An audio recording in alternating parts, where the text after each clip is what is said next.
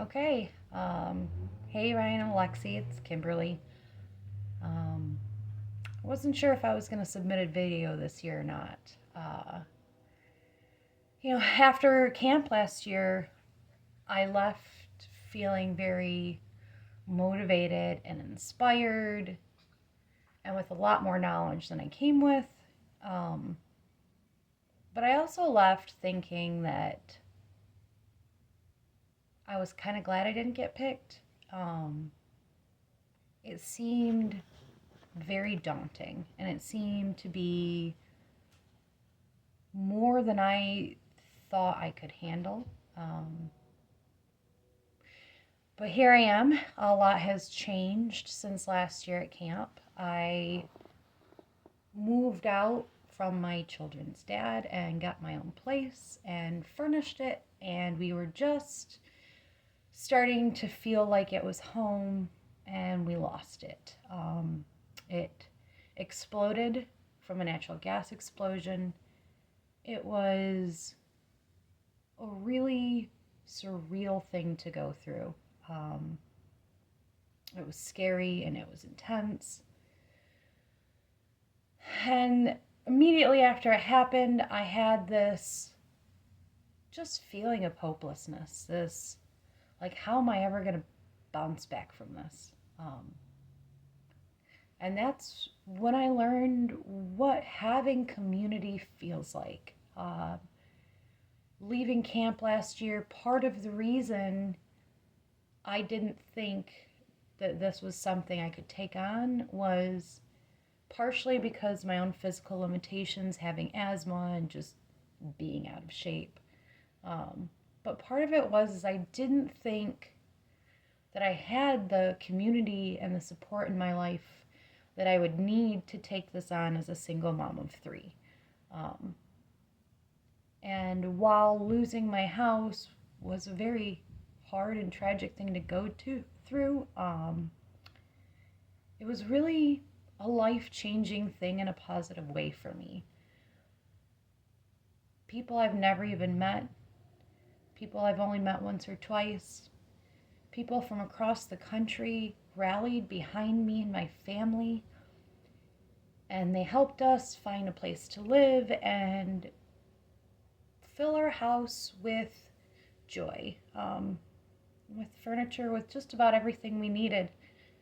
And it was very eye-opening to me to realize that I had the support system that I had, um, that I could go through something very personally challenging, emotionally hard and difficult, and have all those people behind me, helping me and supporting me and rooting me on. And that was a very new feeling for me, a very uncomfortable feeling.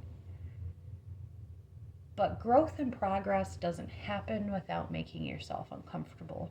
And I think that was the thing stopping me from wanting to do this again previously, was I didn't like that uncomfortable feeling. Coming through that experience with having to start life pretty much completely over with nothing, there are a few big takeaways I took from that. First, I realized that it was an opportunity to move forward with intention. I was given a gift that not many people are given in this life, to have a clean slate and to start over. Um, Not the way people want to do it, but still a gift. And I was able to sit down and go, okay, what's actually important to me? Where do I want to put my time and attention once we get back to center? And there are several things I decided in that time. One was I wanted to spend more time with the people that mattered most to me. That if I had been in that house at that time, one of the things I would have regretted is not putting more energy towards the people and the things in this life that I love, that bring me joy and are important to me. Another takeaway for me was there have been a lot of times in life that I have let fear be the driver in my life, and I have not done things or held myself back from doing things out of the fear of failing.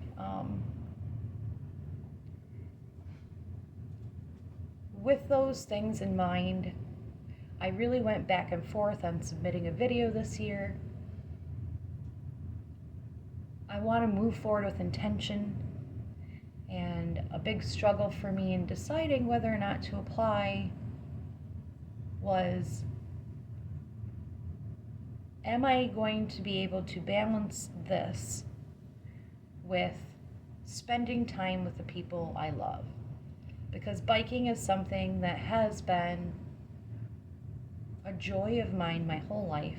It's always been a way for me to find center, to get out in nature and to ground myself.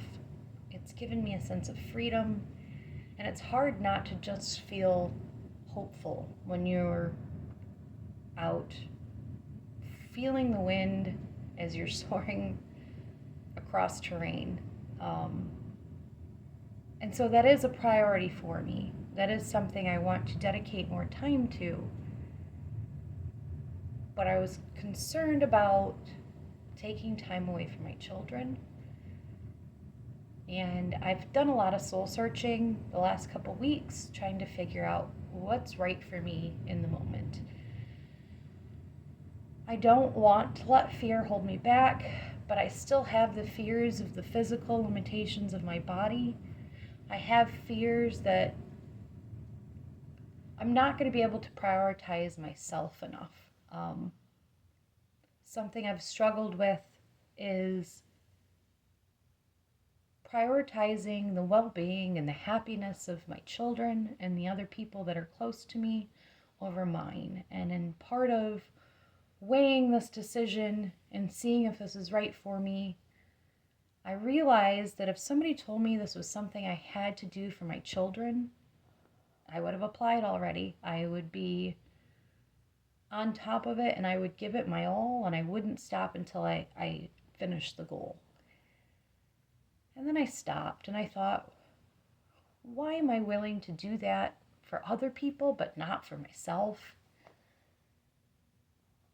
I'm a priority too, and I need to prioritize myself more.